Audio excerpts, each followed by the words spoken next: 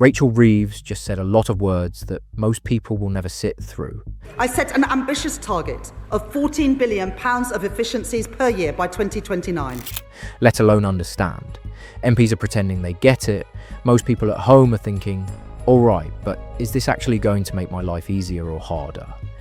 So let's walk through the budget in 3 minutes and go through what's actually changed, what's genuinely good, and what's going to hurt, especially if you run or work in a small business.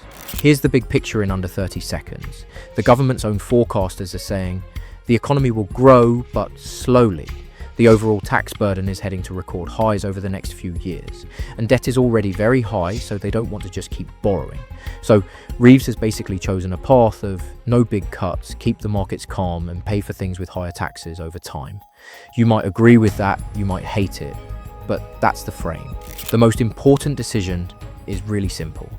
Income tax thresholds are staying frozen for years. That means the point where you start paying 20%, 40%, 45% tax doesn't move with inflation. So your pay might go up a bit, prices go up a lot, and more of your income creeps into higher tax bands without any headline rate changing. If you're on a salary, that means future pay rises won't feel as good as they look on paper. If you're a business owner paying yourself a mix of salary and dividends, your personal tax position just got a bit tighter. No big "we're raising income tax" moment, but it is a tax rise spread out over millions of people and several years. There are parts of this budget that are clearly positive. First, wages at the bottom. The national living wage is going up again, and the younger age bands are rising faster. If you're on lower pay, that's more money in your pocket. Simple as that. Second, public services. Reeves is putting extra money into things like the NHS and other services that have been under real pressure. It won't magically fix everything, but it's a clear shift away from the cut everything mindset we've had before. Third, some nudges in the right direction. There are moves aimed at getting more money into productive investment, not just speculation. And there's at least an attempt to say, if you work and pay your way, you shouldn't be carrying all the weight alone. So if you're on a modest income, you'll probably feel a bit more in your hourly pay over time, and a government that isn't talking about another round of huge cuts. Here's where it hurts. To pay for all of that, a lot of the weight falls on people who are trying to save. People running small businesses and people with a bit of extra income on the side.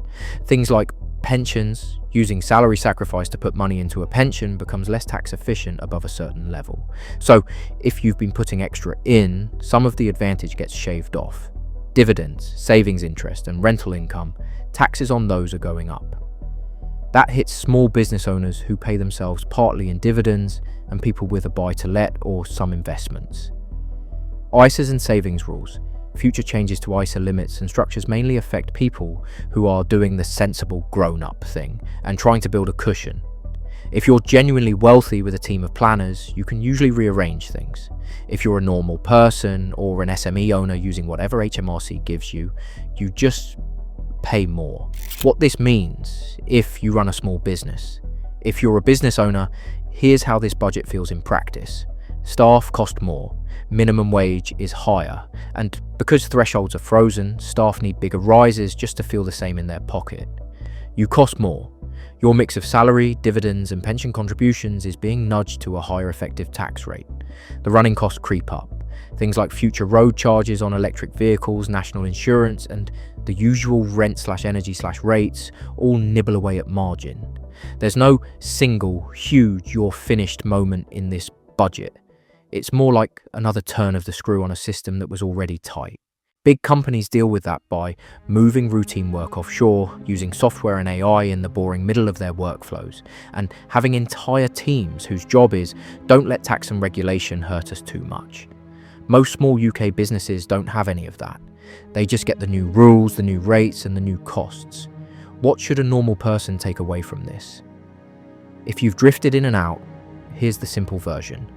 If you work for a living, you'll likely see higher wages over time, but the frozen tax bands mean the government quietly takes more of each pay rise. If you're trying to build something small, a business, a pension, a rental, this budget leans on you to help pay for the system. Not in one big hit, but in lots of small ways that add up. If you're a big corporate or already very wealthy, you'll definitely notice bits of this, but you've got more tools and more room to adjust. My goal with this video wasn't to say this is all terrible or this is all brilliant. It's to give you a calm, clear picture so you can make decisions instead of just hearing noise.